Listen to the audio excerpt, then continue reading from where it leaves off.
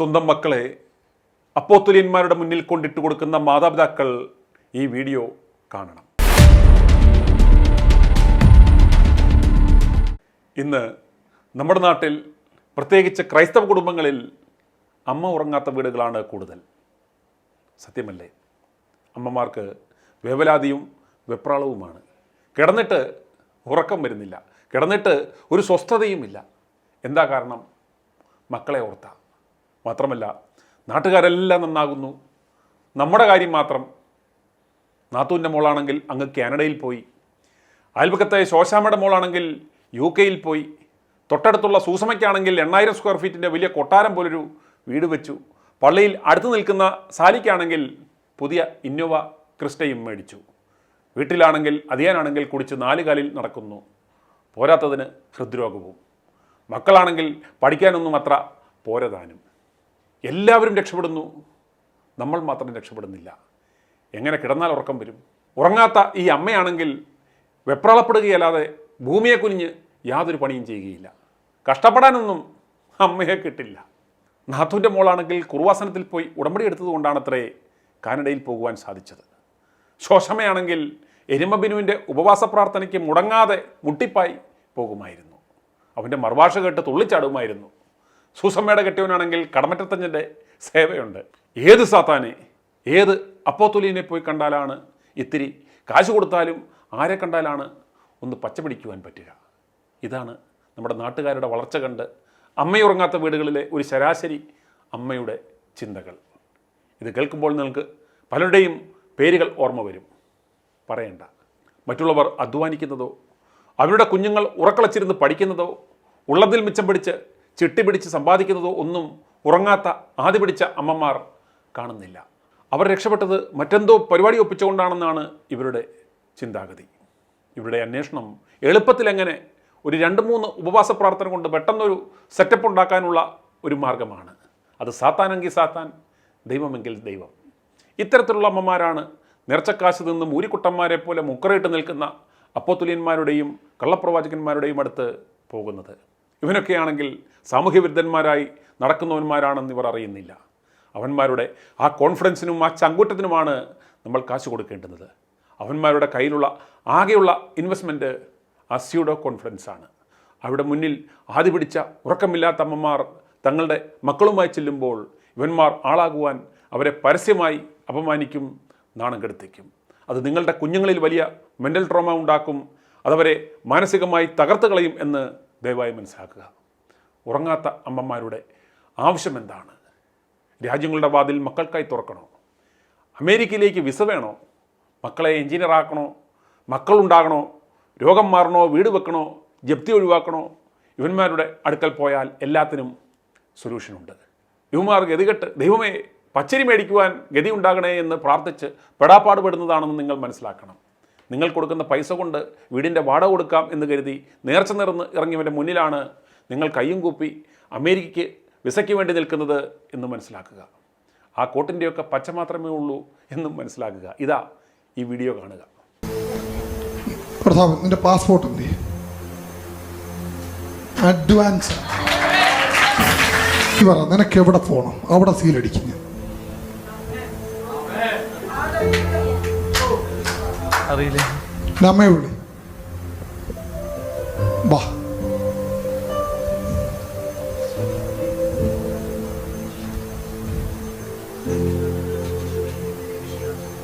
എവിടെ പോണം? നോക്കുന്നത് USA ആണോ? ആണോ?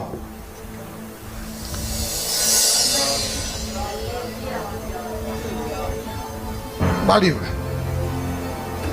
നിന്റെ പാസ്പോർട്ട് എന്ത്? നീ എന്തിനിങ്ങനെ നടക്കുന്നത്?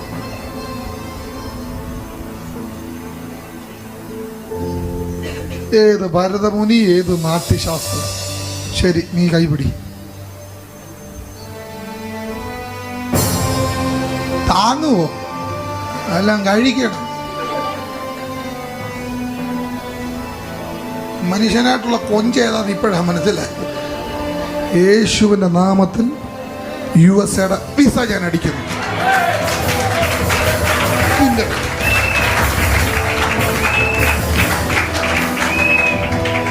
USA അടിക്കുന്നു നിന്റെ മേൽ,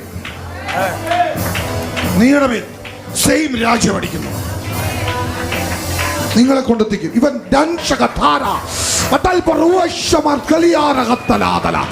യേശുവിന്റെ നാമത്തിൽ രാജ്യങ്ങൾ തുറക്കട്ടെ.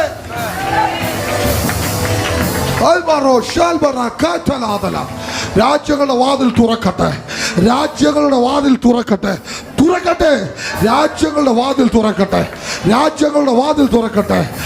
ഇന്ന് സീറ്റുകളുടെ വാതിൽ തുറക്കട്ടെ, രാജ്യങ്ങളുടെ വാതിൽ തുറക്കട്ടെ, രാജ്യങ്ങളുടെ വാതിൽ തുറക്കട്ടെ, രാജ്യങ്ങളുടെ വാതിൽ തുറക്കട്ടെ, രാജ്യങ്ങളുടെ വാതിൽ തുറക്കട്ടെ, രാജ്യങ്ങളുടെ വാതിൽ തുറക്കട്ടെ. അവർ കീഴടക്കി കീഴടക്കി കീഴടക്കി കീഴടക്കി കീഴടക്കി കീഴടക്കി. ഇവന്റെ വിദ്യാഭ്യാസം മുടങ്ങി. പഠിക്കുന്നുണ്ട്, പഠിക്കാൻ ഭയങ്കര മടിയെന്ന. ഒരു എഞ്ചിനീയറൊക്കെ ആകേണ്ടവൻ ഇങ്ങനെയാണോ? അത് നിക്കട്ടെ, അവനെ എഞ്ചിനീയർ ആക്കണോ? ആക്കണോ വേണ്ടായോ? ഓ, നിങ്ങൾക്ക് താല്പര്യമില്ല. ആക്കണോ വേണ്ടായോ? ആക്കണോ എന്ന് പറഞ്ഞാൽ അവനെ ഇപ്പൊ ആക്കിയിരിക്കും അതിൻ്റെ അകത്ത്. സ്വന്തം ഉദരപൂർണത്തിനിറങ്ങിയ അപ്പോസ്തലന്മാരുടെയും കള്ളപ്രവാചകന്മാരുടെയും പിന്നാലെ മക്കളെയും കൊണ്ടുപോകുന്ന ഉറക്കം നഷ്ടപ്പെട്ട ആദി പിടിച്ച അമ്മമാരോട് i2 ന്യൂസ് പ്രേക്ഷകനായ ക്രിസ്തുവിനെ അറിഞ്ഞ റോണിയുടെ വാക്കുകൾ കേൾക്കുക. ഇടിവെട്ടി മഴ പെയ്യുമ്പോൾ വളരെ വേഗത്തിൽ മുളച്ചു പൊങ്ങുന്ന കൂണുകൾ പോലെയാണ് നമ്മുടെ നാട്ടിൽ ഇപ്പോൾ പ്രവാചകന്മാർ അതിലും വേഗത്തിൽ മുളച്ചു പൊന്തി വരുന്നത്. ഞാൻ ചിലപ്പോൾ ചിന്തിക്കാറുണ്ട്, നമ്മുടെ ഈ കൊച്ചു കേരളത്തിൽ ഇതിനും മാത്രം പ്രവാചകന്മാർ എവിടെ നിന്ന് വരുന്നു എന്നുള്ളത്. ഇന്ന് ആത്മീയ കച്ചവടത്തിൽ ഏറ്റവും ഡിമാൻഡുള്ള ഒരു കൂട്ടരാണ് പ്രവാചകന്മാർ, അല്ലെങ്കിൽ പ്രവചനത്തിന് ഭയങ്കരധികം ഡിമാൻഡാണ് ഇന്നത്തെ കാലഘട്ടത്തിൽ. നമ്മളൊരു 50 കൊല്ലം പുറകോട്ട് നോക്കുകയാണെങ്കിൽ പ്രവാചകന്മാരും പ്രവചനവും വളരെയധികം കുറവായിരുന്നു. വിരലിൽ എണ്ണാവുന്നവരത്ര മാത്രമേ ഉണ്ടായിരുന്നുള്ളൂ. പക്ഷേ ഇന്ന് ഇതാണോ സ്ഥിതി? ഇന്ന് എവിടോട്ടിറങ്ങി നോക്കിയെന്ന് പറഞ്ഞാലും പ്രവചനവും പ്രവാചകന്മാരുമേ ഉള്ളൂ. ഞാൻ വിചാരിക്കുന്ന പല ആൾക്കാരും തങ്ങളുടെ ഭാവിയെക്കുറിച്ചിട്ടുള്ള ആകുലതയും ആകാംക്ഷയുമാണ് ഇവരുടെ പുറകെ ഈ പോകുന്നത് എന്നുള്ളതാണ്.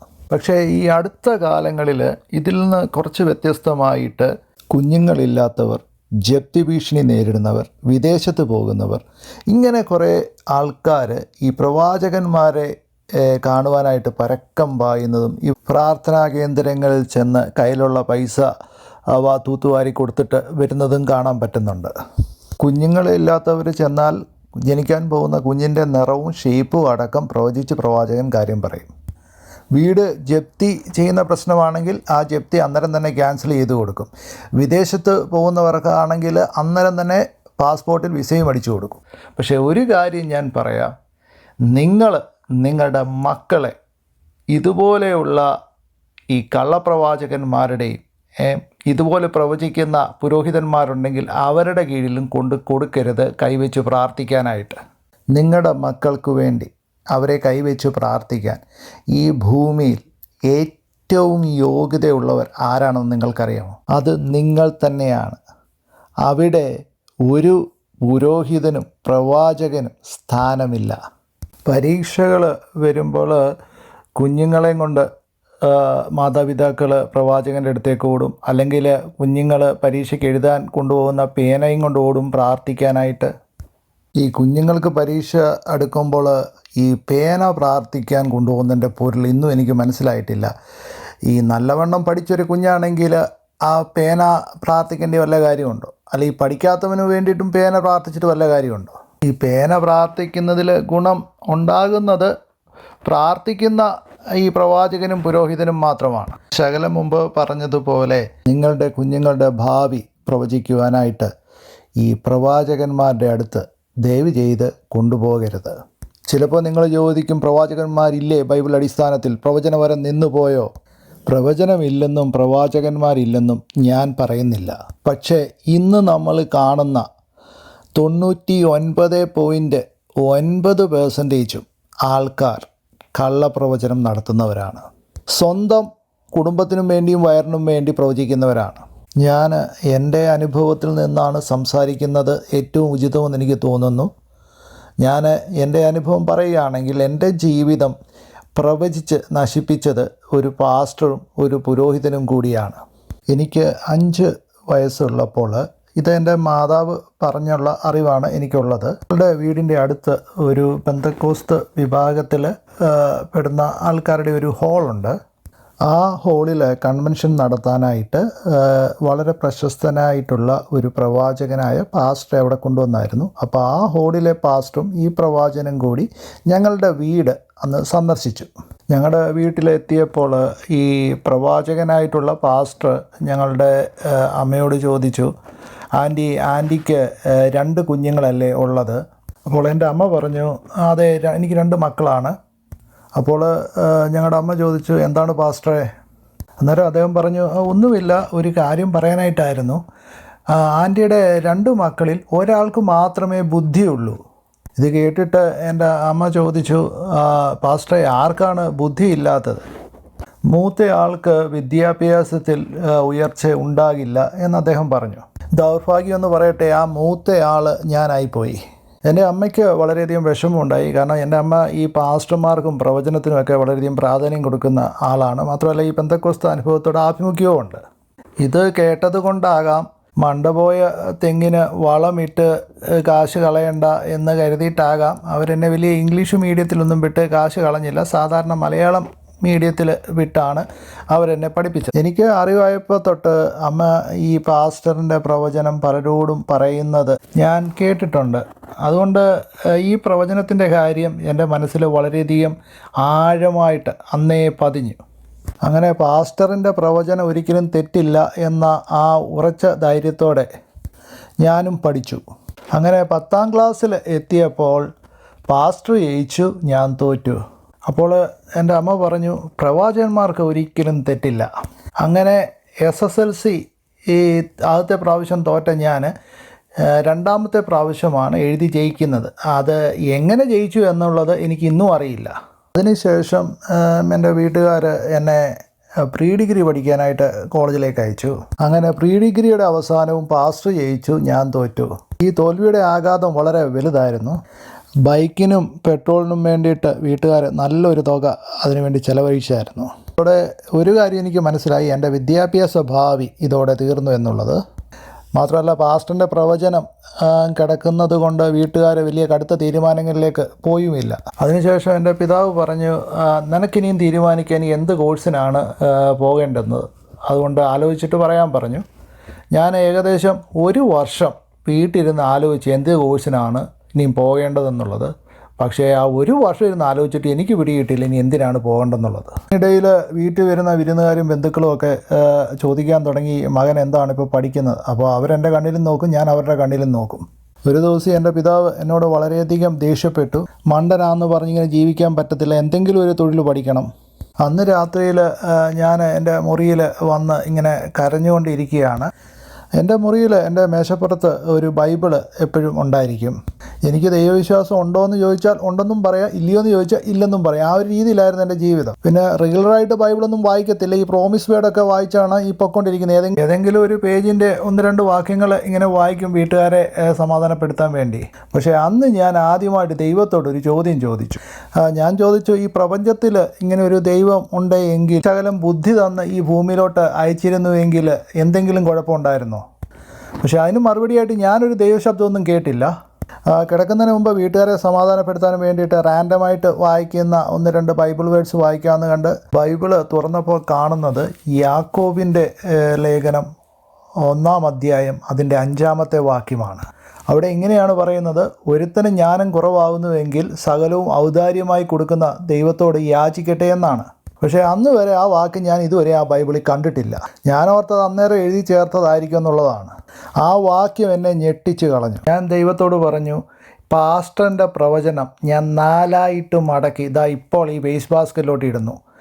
എനിക്ക് ഇന്നു മുതൽ ജ്ഞാനം തരണം, പഠിക്കാനുള്ള കഴിവ് തരണം, എനിക്കില്ലാത്ത ബുദ്ധി എവിടെ നിന്നായാലും കൊണ്ടുതരണം.